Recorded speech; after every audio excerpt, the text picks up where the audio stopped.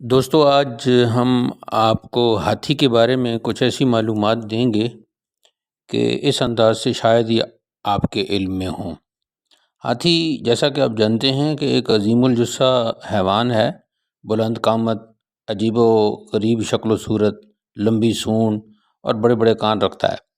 اس کی مدت حمل 2 سال تک ہے اور یہ 50 سال کا ہو جائے تو اپنی مادہ کے قریب جاتا ہے، اور مادہ کو جب حمل ٹھہر جائے تو پھر اس کے قریب نہیں جاتا، حتیٰ کہ وضع حمل کے بعد بھی 3 سال تک اس کے نزدیک نہیں جاتا، اور یہ ایک ہی مادہ سے تعلق رکھتا ہے اور اس اپنی مادہ کے حق میں بڑی غیرت رکھتا ہے۔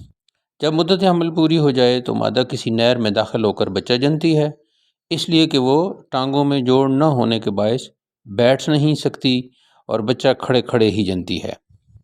نر ہاتھی بھی ساتھ رہتا ہے اور بچہ پیدا ہونے کے بعد اس کی دیکھ بھال کرتا ہے۔ ہاتھی اونٹ کی طرح کینہ میں آ جائے تو بسا اوقات اپنے مہاوت کو بھی مار ڈالتا ہے۔ ہندوستان میں مشہور ہے کہ ہاتھی کی زبان الٹی ہے، اگر سیدھی ہوتی تو یہ باتیں کرتا۔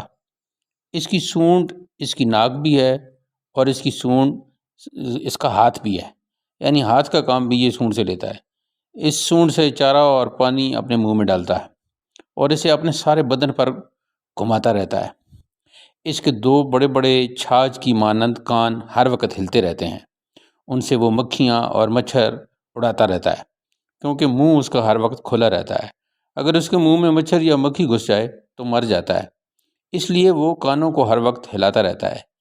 ہاتھی سانپ کا بڑا دشمن ہے، اسے پاؤں تلے مسل کے مار دیتا ہے، اور سانپ اس کا دشمن ہے، ظاہر ہے اگر وہ کاٹ لے تو ہاتھی مر جاتا ہے۔ ہاتھی بیمار پڑ جائے تو مردہ سانپ کھاتا ہے اور اچھا ہو جاتا ہے، یعنی اس کی دوا مردہ سانپ کھانا ہے، اور جب یہ اپنے ایک پہلو پر زمین پر گر جائے تو پھر یہ اٹھ نہیں سکتا۔ اس صورت میں سب ہاتھی ایک دوسرے کو خبر کر دیتے ہیں اور اس کو اٹھانے کے لیے جمع ہو جاتے ہیں۔ پھر سب سے بڑا ہاتھی اپنی سونڈ اس کے نیچے ڈال کر زور لگاتا ہے اور دوسرے بھی سب اس کی مدد کرتے ہیں، حتیٰ کہ سب مل جل کر اسے اٹھا دیتے ہیں، اور یہ اپنی سونڈ سے کسی درخت کو کھیڑنا چاہے تو اس درخت کے ارد گرد سونڈ لپیٹ کر اسے جڑ سے اکھیڑ دیتا ہے۔ سونڈ سے لڑتا بھی ہے، گویا سونڈ اس کا آلہ حرب بھی ہے، اور آواز اس کی اتنے بڑے جثہ کے مقابلے میں کچھ بھی نہیں، چھوٹے بچے کی چیخ کی مانند ہوتی ہے۔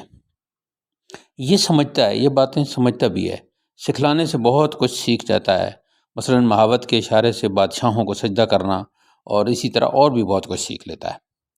اچھا دوستو، 2 ہاتھی اگر آپس میں لڑ پڑیں تو بسا اوقات ایک ہاتھی دوسرے کو مار ڈالتا ہے، یا پھر مغلوب ہاتھی اپنی شکست مان کر فاتح ہاتھی کے آگے جھک جاتا ہے۔